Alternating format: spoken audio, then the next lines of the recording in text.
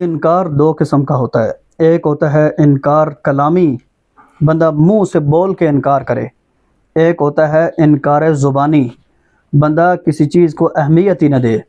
ہم بڑے برملا الفاظ سے یہ کہتے ہیں، جو ایک حدیث مقدسہ کا یا قرآن کریم کے ایک آیت کا انکار کرتا ہے وہ دارِ اسلام سے خارج ہے، اس کا اسلام کے ساتھ کوئی تعلق نہیں۔ لیکن اگر کوئی شخص قرآن کریم پورا یاد کرتا ہے، یاد کر کے وہ بھلا دیتا ہے اور پھر اہمیت بھی نہیں دیتا، اس کا توجہ بھی نہیں دیتا اور دوبارہ یاد کرنے کی کوشش بھی نہیں کرتا، ایسے شخص کے بارے میں آپ کا کیا خیال ہے؟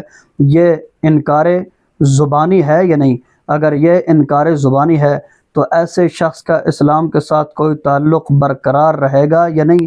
ایسا شخص اپنے آپ کو مسلمان بھی سمجھتا ہے، حفاظ کی صف میں اپنے آپ کو کھڑا کر کے اپنے آپ کو نیک سمجھتے ہوئے سب لوگوں کو یہ بھی بتا رہا ہوتا ہے کہ میں یہ قرآن کا حافظ ہوں۔